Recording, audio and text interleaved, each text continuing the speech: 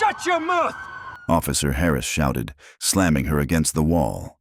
His rough hand clamped over the woman's mouth, not out of fear, but to silence that unsettling calm in her eyes. That woman was General Victoria Taylor, now being treated like an anonymous criminal in the very nation she had sworn to protect.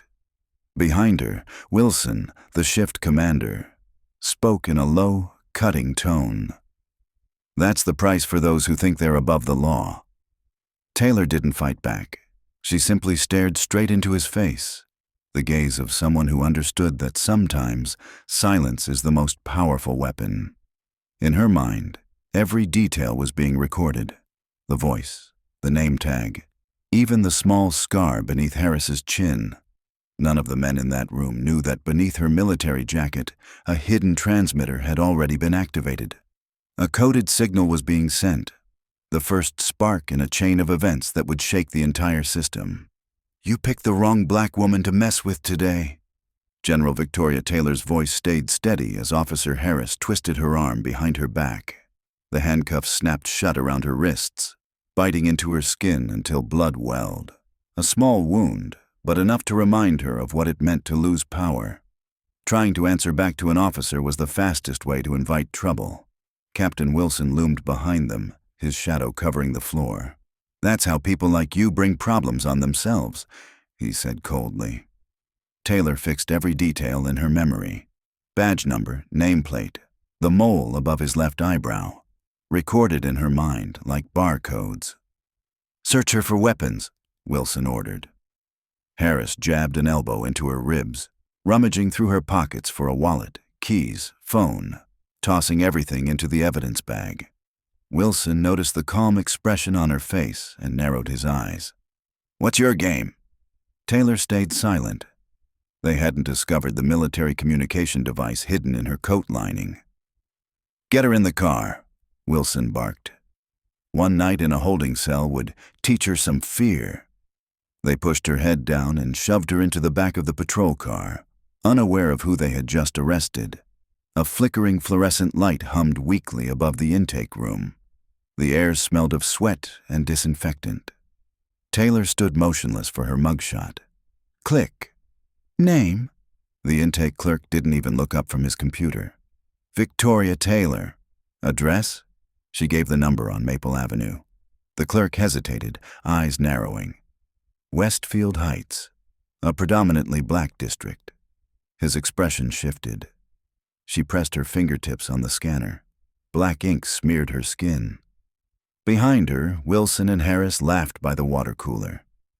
"Another one from that neighborhood who thinks she's special," Harris said loudly, making sure she could hear. "She'll learn her place," Wilson replied. People like them needed to be taught lessons.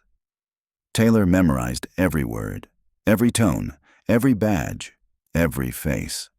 "Phone call?" she asked the intake clerk. He nodded toward the wall phone. "One call per person." Taylor dialed a number engraved in memory. Not a lawyer, not family. Directly to the Pentagon Operations Command.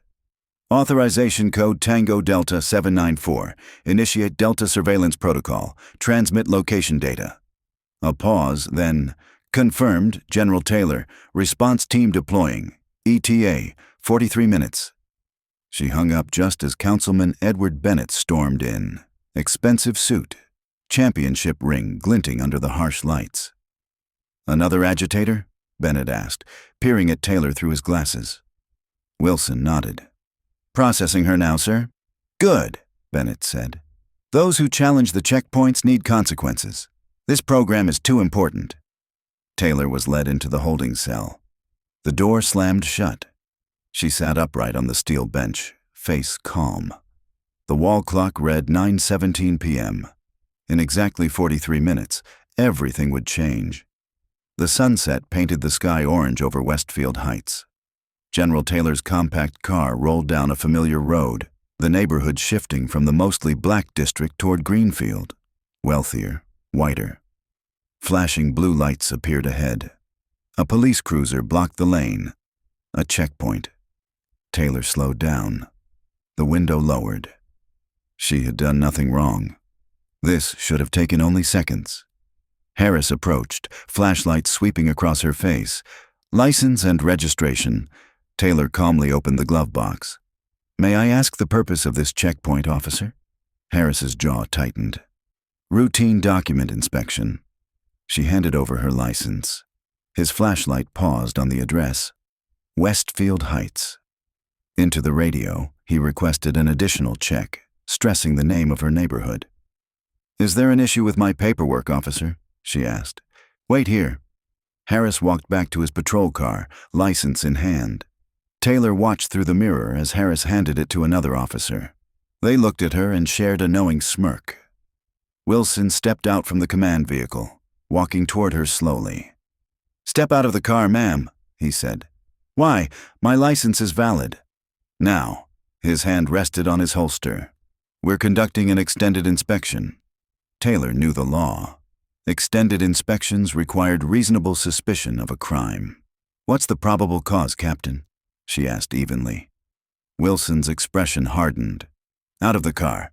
She complied, calm and deliberate. I have to point out, she said, that this seems like selective enforcement. Wilson's mouth curled. We decide what to enforce. She placed her hands on the hood. I do not consent to a vehicle search without cause, she stated firmly. Harris snorted. Look, we've got ourselves a lawyer here. You think you know the law? Wilson sneered, stepping closer. I'm familiar with the Fourth Amendment, Taylor replied. Wilson's voice dropped lower. Your kind always causes trouble. My kind? She raised an eyebrow. Troublemakers, he said, though his meaning was obvious. Drivers nearby had stopped, phones raised to record. Clear them out, Wilson ordered. No filming. Officer Davis moved through the crowd, forcing people to put their phones away. Taylor noted every face, every badge number, every license plate. Last chance. Comply or face obstruction charges. I respectfully decline and request a supervisor, she said, steady as ever. You looking at him? Wilson said. He nodded at Harris. Arrest her. Harris grabbed her arms, twisting them behind her back. Pain shot through her shoulder. Stop resisting, Harris shouted, though she hadn't moved. I am not resisting, Taylor said clearly, knowing each word would become evidence. I'm complying under protest. Wilson stepped closer. You don't tell us how to do our jobs. Taylor noticed the red light on Officer Harris's body camera flicker, which meant it wasn't recording. It seems your camera's malfunctioning, Officer Harris, she said evenly. Mind your own business, Harris snapped, tightening his grip. Her military training surged instinctively. She could have disarmed and subdued both men in seconds. But not tonight. Tonight's mission was different. I'll be filing an official complaint, she said calmly. Wilson let out a mocking laugh. Good luck with that. Councilman Bennett personally oversaw the checkpoint operations. Your complaint will go straight into his trash bin, Taylor thought. Her military transmitter continued recording. Every word, every admission, evidence accumulating in real time. Search the vehicle, Wilson ordered. Sir, without a warrant, Taylor began. We have authority under City Ordinance 27-9. Wilson interrupted. That ordinance had just been passed by the council the previous month. Taylor knew it well, knew its constitutional loopholes, and exactly who had pushed it through. Find anything? Wilson asked as the officer rifled through the car. Clean, sir. Wilson frowned. Check under the seat. He muttered to the other officer, people from Westfield always hide something. In the next 43 minutes, the clock would tick down, and power, justice, and fate would turn upside down. Taylor's fingers subtly pressed the side of her watch. The GPS beacon activated instantly, transmitting her coordinates to the Pentagon's command center. From that moment, every movement she made was tracked in real time. Nothing, sir, the officer confirmed. Wilson turned back, eyes cold as steel. Then you're still obstructing checkpoint operations. That's obstruction of justice. Citing constitutional rights isn't obstruction, Taylor replied, her voice calm as a pebble dropped into still water. And now you're disobeying a direct order, Wilson sneered, signaling to Harris. Cuff her! The metallic click echoed sharply. The cuffs bit into her wrists, drawing blood. Harris tightened them deliberately beyond protocol. Victoria Taylor, you're under arrest for obstruction of justice and resisting lawful inspection, Wilson declared, his tone dripping with the smugness of a man convinced he'd won. A young woman in a nearby car was secretly recording. Taylor noticed and gave a subtle nod, enough for the girl to understand. Wilson continued reciting her rights, voice mechanical. You have the right to remain silent. I'm well aware of my Miranda rights, Captain, Taylor interrupted, her calmness so steady that it froze him mid-sentence. I assume you're taking me to Greenfield Station. Wilson scowled, irritated at being led by her composure. That's right. I'll require a phone call once we arrive. You'll get what we allow you, Harris snapped, shoving her toward the car. Before stepping in, Taylor glanced back at the checkpoint, seeing Officer Davis detaining another Westfield resident, while 3 white drivers were waved straight through. A clear, repeating pattern. And she had documented all of it. Badge 4572, Officer Harris, she said clearly, angling her wrist toward the microphone on her watch. This level of force is unnecessary and excessive. Shut up, Harris growled, slamming the door. From inside the patrol car, Taylor looked out the window, catching Wilson pointing toward Westfield Heights, laughing. The vehicle pulled away. She sat upright, eyes half closed, mentally running through every step of Protocol Oversight Delta, the procedure she had just triggered. Everything was unfolding exactly as planned. Interrogation room. Greenfield Station. The stale air smelled of old coffee and floor cleaner. A single fluorescent light cast harsh, uneven shadows across the gray walls. Taylor sat upright on the cold metal chair, her handcuffs still on.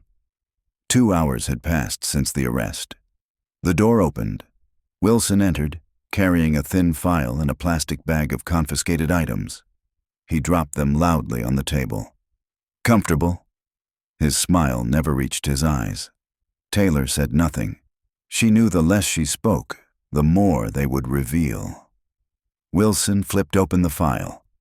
Victoria Taylor. Address, Westfield Heights. No priors. Looks like your first time getting educated about checkpoint protocol. I want to speak to my attorney, she said firmly. No rush. Wilson circled the table. We're just having a conversation. I invoke my right to counsel, Taylor repeated, voice calm and clear.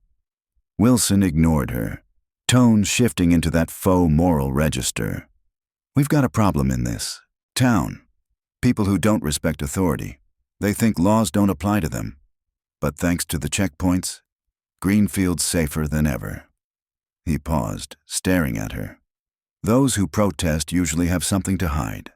Taylor stayed silent. Her training had covered resistance interrogation, mastering silence under pressure. Wilson's amateur tactics wouldn't crack even a first-year cadet. He reached into the evidence bag, pulling out her wallet, then stopped. Inside was her military ID. Well now, he said. Marine Corps General, 4 stars? He tossed it onto the table, smirking. Nice prop. Guess we can add impersonating an officer to your list. That card is genuine, Taylor said quietly. Sure it is. And I'm the Secretary of Defense, Wilson scoffed. His phone buzzed. He glanced at the screen, nodded once. Got someone who wants a word with you, he said. Through the glass partition, Taylor recognized the next voice, low, arrogant. Another one from that neighborhood? It was Edward Bennett. Yes, sir, Wilson replied. Same old constitutional lecture, even carrying a fake military ID. Military, huh? What branch? Bennett asked. Marines. Claims she's a 4-star general. Bennett chuckled. Then make her an example. These checkpoint agitators are jeopardizing the whole program. Taylor could feel his gaze from behind the one-way glass. She memorized every procedural violation, every unlawful act, every word they spoke. Wilson returned, bringing Harris with him. Let's try this again. He laid a document on the table. "Sign this confession, and you'll be out by morning with a light fine." Taylor looked down, but didn't touch it. "I'll sign nothing without my attorney." Harris stepped forward, sneering. The captain asked nicely. "And I'm declining politely," Taylor replied. Wilson nodded to Harris, who moved behind her, pressing both hands heavily on her shoulders. "People from Westfield always think they're special," Wilson said. "Bennett's program cut Greenfield crime by 30%. "By targeting black neighborhoods?" Taylor asked. "By enforcing laws where they're needed," Wilson snapped. "Selective enforcement isn't justice," she said steadily. Harris gripped her shoulders tighter, but Taylor didn't flinch. "I believe this interrogation is over," she stated. Wilson gathered the evidence, deliberately letting her military ID fall to the floor. As he stepped around the table, his boot crushed it. "Your fake uniform doesn't impress me," he said, bending to pick it up. "But I'll admit, 4 stars, that's ambitious." He tossed it back onto the table. "We've got all night. Plenty of time for you to reconsider." A sharp knock broke the tension. The door opened. A young man entered. Sharp eyes, calm posture. "Detective David Morales." He introduced himself. His voice was steady but firm. "Captain, I need a private word." Wilson hesitated, then gestured to Harris. "Watch her." The door closed behind them. Through the wall, Taylor could hear tense, hurried whispers. Moments later, urgent knocking again. The door flew open. Morales reappeared, his expression grave, followed by Wilson, now visibly shaken. "Officer Harris," Morales said crisply, "you're being summoned to the front desk immediately." Harris looked at Wilson, who nodded reluctantly. None of them yet knew that, at that exact moment, the Pentagon had confirmed Taylor's signal location, and the response team was less than 10 minutes from Greenfield Station. The guard exited, slamming the door behind him. The air grew heavier, 4 people and 1 metal table remaining. Morales stepped forward, bending to pick up Taylor's ID card. He tilted it under the harsh light. "Captain," he said carefully, "this ID contains full security features: holographic seal, microprint, UV watermark. Everything checks out as authentic." Wilson sneered. "High-quality forgery, then?" "No, sir." Morales placed the card gently on the table, as if it were made of gold. "I served before joining the department. This is real." A small crack appeared in Wilson's confidence. Then she stole it. Add theft of military identification to her charges. Taylor watched the exchange in silence, and in that moment of friction, she saw something rare in Morales. A sliver of professional dignity left standing inside a politicized system. "Ma'am, may I have your full name and rank?" Morales turned to her, respectful. "General Victoria Taylor, United States Marine Corps," she answered. The military bearing in the way she sat made him stiffen. A soldier's posture doesn't fade with the years. "What brought you to Greenfield tonight?" Morales asked gently, seeking an explanation before drawing conclusions. But Wilson cut in, trying to shove things back on track. "Detective, she's being processed for obstruction and evading a checkpoint. Her occupation is irrelevant here." "Sir," Morales replied, calm but firm, "if she's active duty military, there are protocols regarding jurisdiction and procedure we have to follow." Wilson stepped closer, voice edged. "I'm handling this case." "Captain, department policy requires verification of military credentials," Morales reminded him. "Section 14 of our procedures manual spells it out." "I know the policy," Wilson growled. "Then you know we've already breached procedure," Morales said. Morales didn't yield. No attorney present despite her request. Continued questioning after Miranda was invoked. Prolonged detention without processing. Wilson clenched his jaw. "Detective, remember your place." "My place is ensuring procedure is respected," Morales answered evenly, then glanced down at the ID again. His eyes widened. "Sir, this is 4 stars." "4 stars is the highest rank in the Marines," he added, looking at Taylor with fresh understanding. There are only a handful of people in the entire military who wear this rank. Another fracture opened in Wilson's confidence. The door swung open. Councilman Bennett entered without knocking. Tailored suit, championship ring flashing, the heavy presence of a politician turning into pressure on the air. "Captain, why the delay?" he asked coolly. His gaze swept the room and settled on Taylor, pure calculation in his eyes.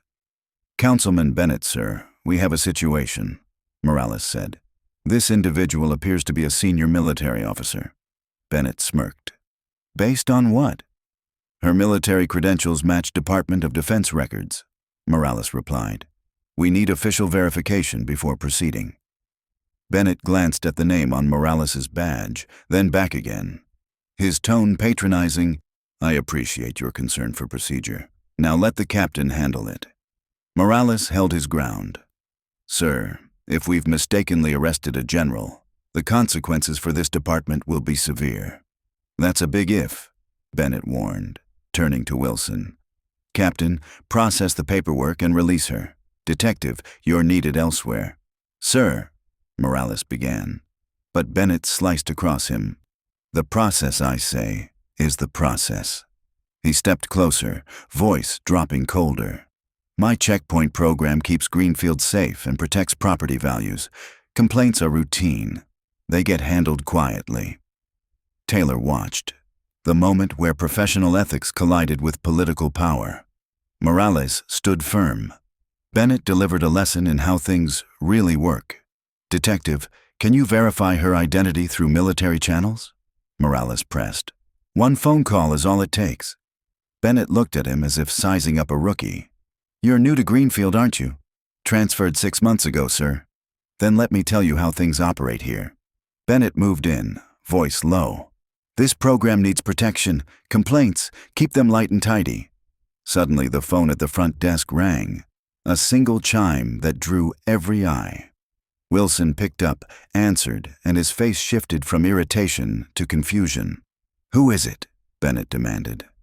Wilson listened, his complexion paling slightly, then hung up. "Well?" Bennett pressed. "The Pentagon," Wilson said slowly, as if swallowing each word. The room went silent. Bennett scoffed quickly, defensive. Probably her friends playing a prank. But Wilson wasn't done. They called, stated her name and rank.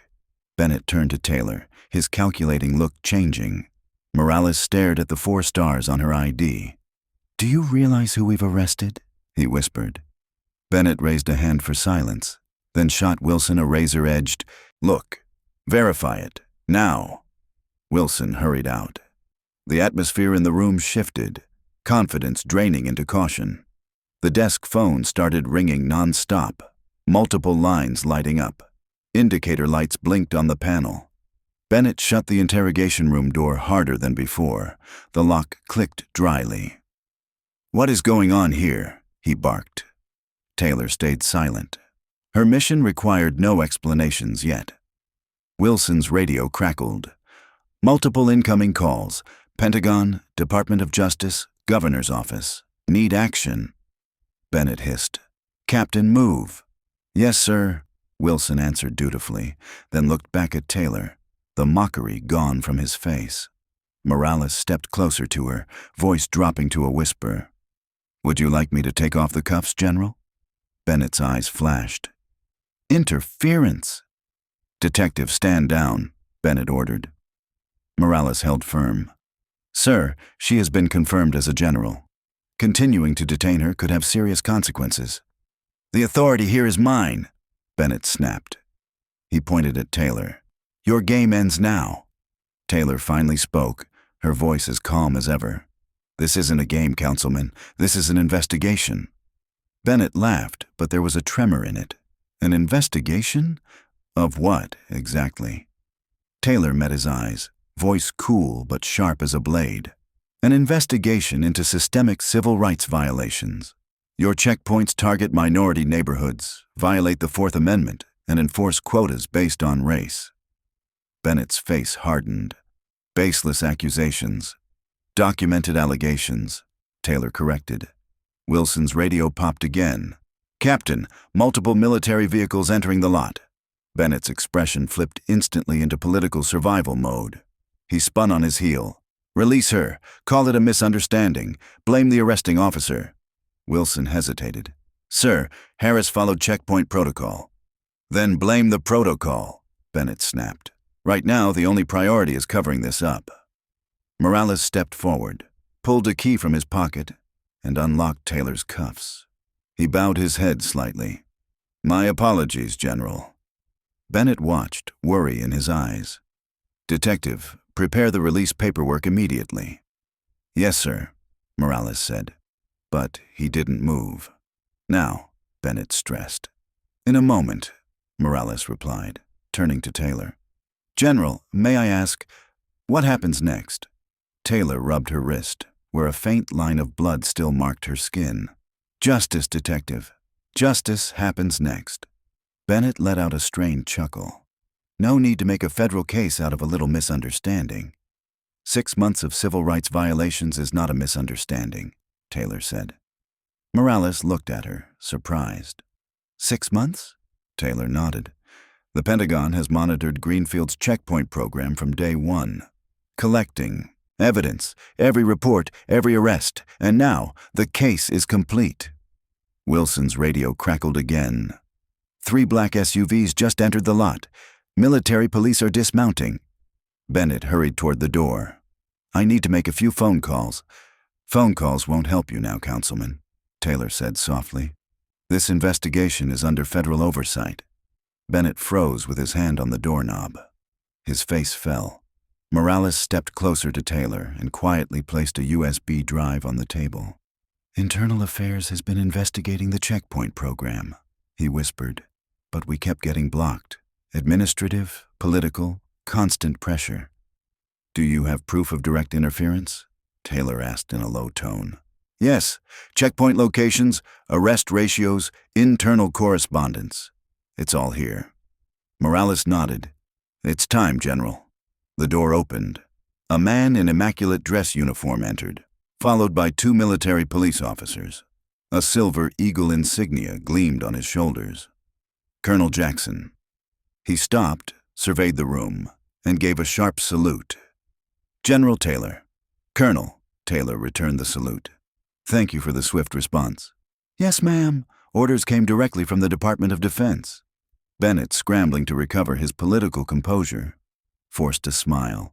Edward Bennett, Greenfield City Council. I'm sure this is all just a misunderstanding. Please remain here, sir, Jackson interrupted curtly. The investigative team will have a few questions. Bennett's smile vanished. Questions? I had no knowledge of this detention. Noted, Jackson said coldly. He turned to Wilson. Captain, prepare your main conference room for our team. Sir, this is a police facility. It's outside your... Direct order from the Secretary of Defense. Jackson cut in. Your cooperation is mandatory.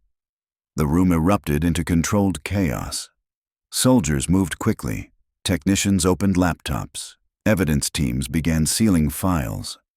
Bennett looked around, pulse racing. This response is excessive for a simple arrest. Taylor stood, straightening her uniform. It's not my arrest that matters, Councilman. It's what my arrest represents. She turned to Jackson. Status? All units deployed, ma'am. Data preservation in progress. The governor's office is being notified. Bennett tried to slip out, but the 2 MPs politely blocked his path. This is an abuse of power, he barked. No, Taylor replied. This is accountability. Everyone has rights. That's the point. She and Jackson stepped into the main conference room, now transformed into a command hub. A large monitor displayed a map of Greenfield. Dense red dots clustered between Westfield Heights and the wealthier suburbs. Morales followed, carrying a thick file. I brought the internal documents you requested. General. Thank you, Detective. Your cooperation has been invaluable. Bennett, Wilson, and Harris were escorted in and seated apart, each face reflecting a different shade of fear. Taylor stood at the head of the table, her voice steady and precise. 6 months ago, the Pentagon began receiving multiple complaints about Greenfield's checkpoint program. Initially, it was suspected Fourth Amendment violations, but soon we uncovered something far worse. She activated the main screen.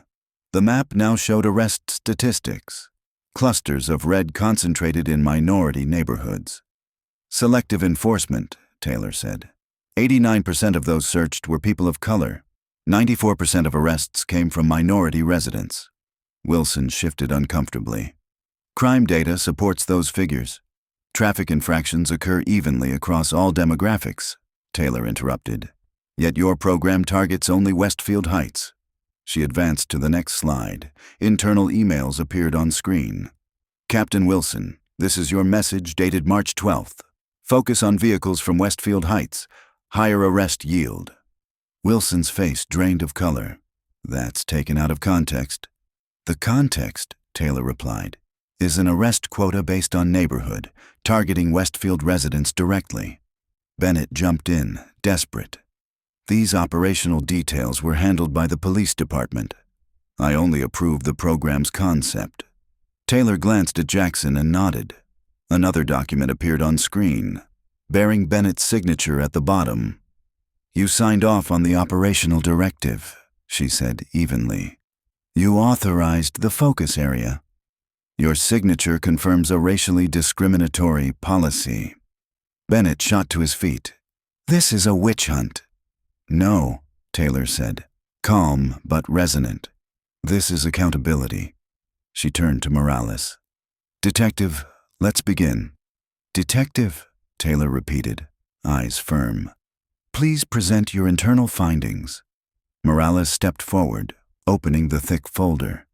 His voice dropped, grave and deliberate. 6 months ago, I began noticing a pattern in checkpoint arrests. When I filed reports up the chain, I was reassigned, but I kept collecting data. He flipped to the first page. Officers were instructed to apply different standards based on race and residential address. Vehicles from Westfield Heights were always searched, even when no violations occurred. Wilson interjected. That's not true. My body cam... Taylor pressed a button. The monitor lit up, playing footage from Wilson's own body camera. On screen, Wilson's voice barked orders. Remember, if it's a Westfield car, search it top to bottom. Be thorough. Don't let any slip. The room fell dead silent. Bennett stood abruptly, his face ghost pale. I need to call my attorney. You'll have that. Opportunity, Taylor replied softly but firmly. After we complete this briefing. She pushed a thick folder across the table. This covers just the past 6 months. Wilson opened it, and the last trace of color drained from his face. Outside, night had settled deep over the city. Inside the Greenfield police headquarters, military police and federal legal officers worked non-stop. Laptop screens glowed, casting shifting silhouettes across the walls. The sound of typing mingled with the hum of printers and the snap of evidence seals being closed. In a quiet corner, Morales sat before a mountain of open files. Taylor approached him. Detective, she said softly, your help has been invaluable. Morales looked up. Under the weary light, the dark circles beneath his eyes seemed carved into his skin. I should have done more, he murmured. You did enough, Taylor replied. In a broken system, doing the right thing already takes courage. Morales closed the folder slowly. When I first transferred to Greenfield, the checkpoint program was called a Community Safety Initiative. I believed it was for good. He paused, voice tight. 3 months ago, my younger brother came to visit. A pediatric surgeon, drives a nice car, dresses professionally. But he got stopped at a checkpoint, detained for hours. No charge, no reason, just because he was a black man in the wrong neighborhood. Taylor nodded, finishing his thought. They saw his color, not his humanity. Morales nodded faintly, eyes glistening. I filed a complaint. The evidence vanished. Witnesses changed their statements. The whole machine protected itself. That's why I'm here, Taylor said. Sometimes, for a system to change, the pressure has to come from the outside. But why you? Morales asked quietly. A general? investigating a small-town police program. Because some problems transcend jurisdiction, Taylor replied. Civil rights violations aren't just administrative errors. They corrode public trust and destroy the Constitution we all swore to defend. Morales sat in silence, then looked up. What about the people wrongfully arrested? Bennett? Wilson? Justice, Taylor said simply. Justice, but through due process. They'll be tried under the same rights they denied others. And the victims. We'll review the cases, expunge the false convictions, compensate where due. Your brother's case is already on that list. Morales turned away, quietly wiping his eyes. This isn't just about tonight, is it? Taylor smiled faintly. No, it's about every night, before and after this one. Dawn over Greenfield. Black government SUVs lined the station courtyard. FBI, Department of Justice, the governor's office. Inside, the air had shifted from investigation to prosecution. Walls were covered in evidence boards, screens displayed, statistics. Legal teams compiled case files. Wilson sat alone, head bowed. Beside him, Bennett's attorney whispered frantically, but the councilman's eyes were hollow. Colonel Jackson entered with a group of new officers. General, the Secretary of Defense sends his regards, he reported. The case has been elevated to a federal task force. Excellent, Taylor nodded. Let's begin the briefing. The room fell silent as she stepped to the head of the table. Ladies and gentlemen, Taylor began, what started as a simple oversight inquiry has exposed systemic constitutional violations and sustained abuse of authority. Today, we present 3 categories of evidence: visual, audio, and documentary. She activated the main screen. First, dashcam footage. A car from Westfield stopped at a checkpoint. The driver, polite, compliant, no infractions, ordered out of the vehicle. No warrant, no cause. When he asked about his legal rights, he was handcuffed. This scene repeated hundreds of times, Taylor said. White drivers were waved through, black drivers were detained. The screen split. On the left, a white driver released after 10 seconds. On the right, a black driver searched, questioned, and sometimes jailed. White motorists stopped, 8%, black motorists, 82%. Taylor said, emphasizing each number. Bennett interjected sharply, selective editing can create illusions. Taylor turned to him, voice cold as glass. These are your department's raw files. The timestamps are untouched. The display changed again. A heat map of Greenfield appeared. Every checkpoint clustered between Westfield Heights and the wealthy Greenfield suburbs. Wilson shifted in his chair. Deployment was based on traffic density. Your own traffic reports recommended different sites. Taylor cut in, projecting the official document. She advanced to the audio evidence section. Wilson's voice filled the room. The council wants more arrests out of Westfield. Make something stick. No reason? Find one. Broken tail light, missed signal. Pull them out of the car. You'll find something. Bennett jumped up. That could be anyone. Voice analysis confirms. Captain Wilson and Officer Harris, Taylor replied.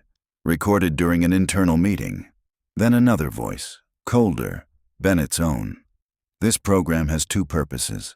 Public safety is what we tell the press. The real goal, property values. Keep that element in Westfield. Don't let them spill into our neighborhoods. The room froze. Taylor looked around as the morning light spilled through the glass windows. My military watch, she said quietly. Recorded every word of last night's conversation, even when you thought I wasn't listening. Bennett lowered his head. Wilson couldn't bring himself to look up. Morales stood beside Taylor, his gaze unwavering. This isn't just about Greenfield, Taylor continued slowly. This is a reminder that power doesn't lie in handcuffs or badges. It lies in responsibility. The responsibility to protect every ordinary person, no matter where they come from. Her eyes swept across the room, from officers to politicians to prosecutors. Justice doesn't happen in silence. Today, we let that voice be heard. Sunlight flooded the room, mixing with the rhythmic thrum of helicopters outside. Behind the glass, military police escorted Bennett and Wilson out of the building. Morales turned to Taylor, speaking softly. "Real justice, General?" Taylor looked toward the brightening sky. "No," she said. "This is only the beginning." The federal officials glanced at one another. No one spoke. The evidence was overwhelming. Denial was no longer possible. Taylor stood tall, her voice resolute. The final section. Original documentation. The screen lit up. Dozens of internal emails, text messages, and official memos appeared, from Wilson to his officers. Implement the checkpoint quota system as discussed. Councilman Bennett wants higher numbers from Westfield. The police department's own statistics followed. Arrest ratios by race, search counts by neighborhood, conviction rates by demographic. The numbers spoke louder than any argument. Black residents were arrested 7 times more often than white residents for the same offenses. Taylor brought up 2 reports side by side. Same infraction. Failure to signal. The white driver received a warning. The black driver was handcuffed. "But the most damning evidence," Taylor continued, "lies at the program's origin." The screen shifted again, revealing city zoning maps, emails from real estate developers, and bank transfer records. "Councilman Bennett," Taylor said, "received substantial contributions from developers seeking to revitalize Westfield Heights.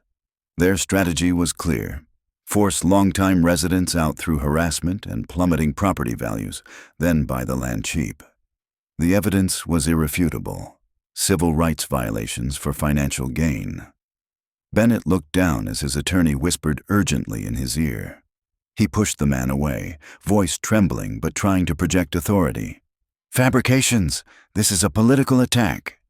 "The evidence speaks for itself," Taylor replied, calm as tempered steel. "And now, the final file."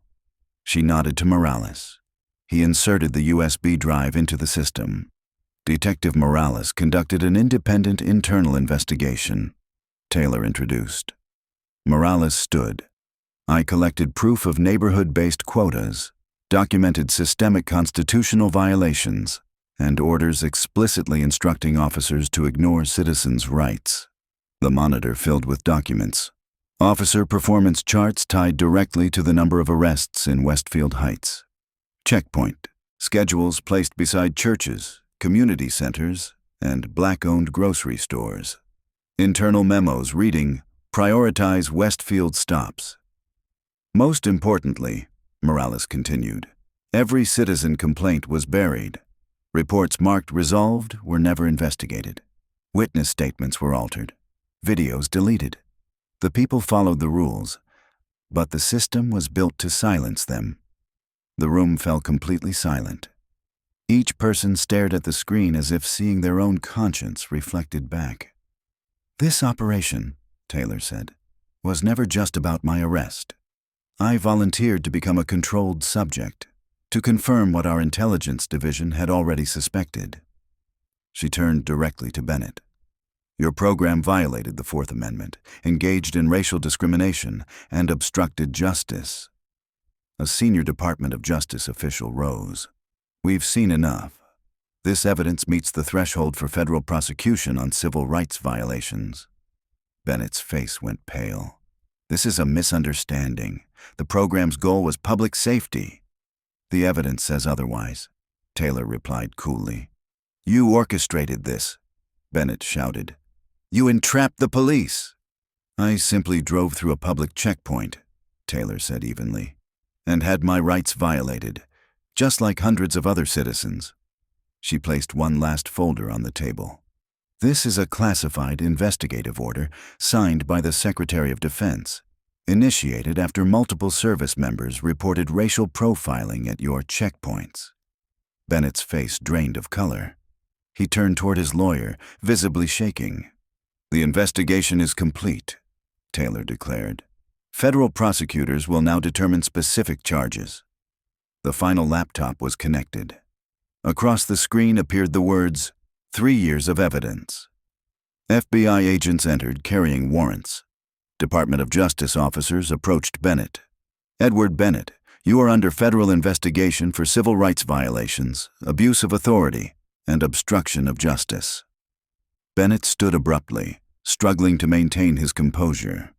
"I need to address the press. I have to control the narrative." He strode toward the rear exit, where military police were already waiting. Congressional hearing room, later that week. Cameras flashed. The chamber buzzed with reporters, senators, and citizens filling every seat. At the witness table sat General Victoria Taylor in full uniform, 4 silver stars gleaming on her shoulders. The committee chair struck the gavel. "This hearing on civil rights enforcement within local law enforcement agencies is now called to order. We thank General Taylor for being here today." Taylor adjusted the microphone. Her voice was calm, resonant. "Thank you, Mr. Chairman, for the opportunity to present the findings of this investigation." "General," the chair said, "please summarize the Pentagon's investigation process." 6 months ago, Taylor began, the Department of Defense received complaints from service members who experienced racial profiling at Greenfield's checkpoints. The preliminary inquiry uncovered a systemic pattern of constitutional violations targeting minority communities. Behind her, the screen displayed slides in sequence, checkpoint locations, arrest ratios, and financial flow charts. "We confirmed consistent violations of the Fourth Amendment," Taylor said. "Citizens were stopped, searched, and detained without probable cause, and when they asserted their rights, they were charged with additional offenses." A congressman leaned forward. "General, why did the Pentagon intervene instead of the Department of Justice?" "Because the first to come forward were service members," Taylor explained. "But as we dug deeper, we found that civilians were enduring the same violations. That's why both agencies collaborated to conduct a comprehensive investigation." The screen behind her showed Greenfield once more. Red dots clustered thickly around Westfield Heights. Residents here were harassed on their way to work, to school, even to the grocery store, Taylor said. The checkpoints were deliberately positioned to isolate the black community. Statistics appeared on the display: search rates, arrests, and conviction ratios by area. "The most troubling part," she continued, "is that the program was officially approved by the city. Councilman Bennett personally directed the police to target specific demographic groups." Another congressman asked, "What is the current status of those involved?" Taylor looked around the chamber, her voice steady, like a verdict aimed at the conscience of an entire nation. "The officers involved are suspended and awaiting trial. Councilman Bennett faces federal prosecution. The victims' cases have been reopened. Many have had their records expunged and are receiving compensation." She paused, eyes shifting toward the audience, where Morales sat quietly. "But most importantly," Taylor said, "this system has finally been exposed to the light. And light, gentlemen, is the one thing power always fears." The room fell silent. Cameras clicked softly. Outside, the Washington morning blazed with sunlight, a new day for America. Taylor gathered her papers, rose, and faced the cameras. "Justice doesn't appear on its own," she said. "It requires people brave enough to stand up, and today, we did." Councilman Bennett now faces federal charges for civil rights violations, Taylor reported before Congress. Captain Wilson and 5 other officers have been indicted. The checkpoint program has been permanently dismantled. She paused, her tone softening. "More importantly, all convictions resulting from unconstitutional checkpoints are under review for expungement." The committee chair nodded. "General, your decision to personally test the checkpoint system was highly unusual. What motivated that approach?" "Sometimes," Taylor replied. "You can only see the truth of a system by living it. As a black woman and a military officer, I was uniquely positioned to capture the gap between how citizens should be treated and how they actually were." A committee member spoke up. "I'd like to recognize Detective David Morales, whose courage made this investigation possible." Morales rose from the audience. The room erupted in applause. "Detective Morales risked his career to document these violations," Taylor said. His ethical integrity represents the very best of law enforcement. The chair's voice turned solemn again. General, what changes do you recommend to prevent similar abuses in the future? Taylor spoke clearly, as if issuing field orders. First, independent oversight for all checkpoint operations. Second, mandatory demographic data collection and public reporting. Third, strict consequences for departments exhibiting discriminatory patterns. She paused, meeting every member's eyes. And above all, we must understand this. Constitutional rights are not optional. They do not depend on color, address, or income. The chamber broke into long applause. The chair struck the gavel. Based on these findings, we will introduce the Equitable Enforcement Act, establishing federal standards for all checkpoints, transparency, accountability, and constitutional compliance. Outside the hearing room, Taylor met Morales. The committee was very impressed with your work, she said. The FBI has just invited you to join the Civil Rights Division. Morales gave a tired, relieved smile. I accepted. Sometimes, to change a system, you have to work from inside it. And your brother. His record's cleared.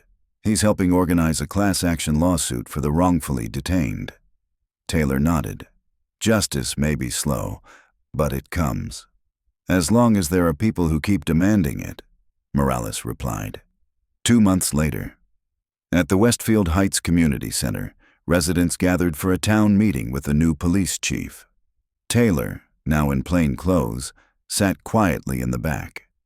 On stage, Morales, now a community advisor, moderated the discussion between citizens and police. The new chief announced the department's new policies: body cameras active at all times, monthly public data on all traffic stops, a civilian oversight board with real authority. After the meeting, an elderly woman approached Taylor. You're the general, aren't you? The one who ended those checkpoints? Taylor smiled. I just helped uncover the truth. You did more than that, the woman said, eyes glistening.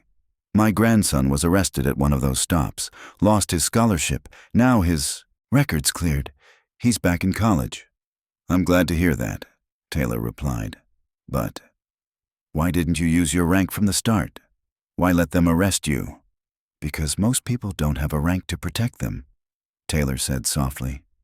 The system has to work fairly, for everyone, not just the privileged. The old woman nodded, her voice trembling. He wants to study law now, says he needs to understand the rules to protect his community. Taylor smiled. He's right. Knowing your rights is the first step to defending them. Outside, Morales waited in the car. Heading back to the Pentagon? He asked. Yes, Taylor said, but the civil rights oversight doesn't stop with Greenfield. The model will expand nationwide. They drove through the neighborhood, once the site of checkpoints. Now it was peaceful. Children on bicycles, neighbors laughing, life unguarded. The checkpoints are gone, Morales said. The work isn't, Taylor replied, gazing out the window. This is what real security looks like. Not barriers or interrogations, but people living with dignity and equality. 6 months later, Pentagon briefing room. On the wall, a map of the United States glowed with hundreds of new data points. Taylor stood before the screen. Colonel Jackson, status report? Yes, General. 17 police departments have voluntarily reformed their checkpoint systems. The Department of Justice has opened investigations into 9 other jurisdictions, showing similar patterns to Greenfield. Taylor looked up at the map, red dots blinking across multiple states. Indicators of racial disparity, irregular stop ratios, manipulation of complaint records. Jackson continued. The Greenfield model is working. It identifies abuse before it takes root. Taylor nodded. And reports from service members are down 63%? Yes, ma'am. The early warning network is effective. Her encrypted phone buzzed. A message from Morales. Bennett sentenced, 5 years in federal prison, ordered to compensate the victims. Taylor read it and gave a small nod. Justice delayed, but not denied. Her aide entered. General, your next appointment has arrived. A young Air Force officer stepped in. Lieutenant Jasmine Williams, recently subjected to an unlawful search outside Maxwell Air Base. Taylor shook her hand. Thank you for coming forward. Williams stood at attention. I wasn't sure it was worth reporting until I heard about Greenfield. Every piece of data matters, Taylor said. Your report aligns with other cases. Williams asked quietly. What do we do now, ma'am? We follow the evidence, document the pattern, and make sure constitutional rights are enforced for everyone. Taylor walked to the window, looking down at the Pentagon courtyard. Hundreds of service, members of every race training side by side. Uniforms don't shield us from discrimination, she said slowly, but they give us the duty to protect the Constitution for ourselves and for every citizen. Williams nodded. That's why I came forward, not just for me. Exactly, Taylor replied. Systems only change when someone dares to tell the truth. She turned back to the glowing map of America. No more checkpoints, no more double standards, only equal justice under law. On the screen appeared the words, Equal justice under law, ongoing operations. Taylor returned to her desk, the light catching the 4 silver stars on her shoulder. Outside, America was changing. One neighborhood, one life at a time. In the end, this story reminds us of a simple but difficult truth. Power does not lie in handcuffs or official seals, but in the responsibility to defend human dignity. When arrogance turns law into a shield for the powerful, justice returns only when someone has the courage to stand before violence and say, enough. While Bennett and Wilson sought control through fear, Victoria Taylor chose to wield truth. One side needed darkness to hide, the other lit a lamp to expose. And light, in the end, prevailed. The lesson left behind is more than a successful investigation. It's a lasting reminder. Fairness doesn't appear by itself. It needs persistence, a system willing to correct itself, and communities that refuse to look away. Justice isn't a favor. It's a birthright. Have you ever witnessed an act of injustice and chosen to speak up, or wished you had? If you were in Morales's place, what would you do when truth collides with institutional pressure? Share your thoughts in the comments below. If you found this story meaningful, don't forget to like and share it so more people can hear it. And subscribe to the channel for more stories about justice, human dignity, and the pursuit of truth. And tap the bell icon so you won't miss next week's episode.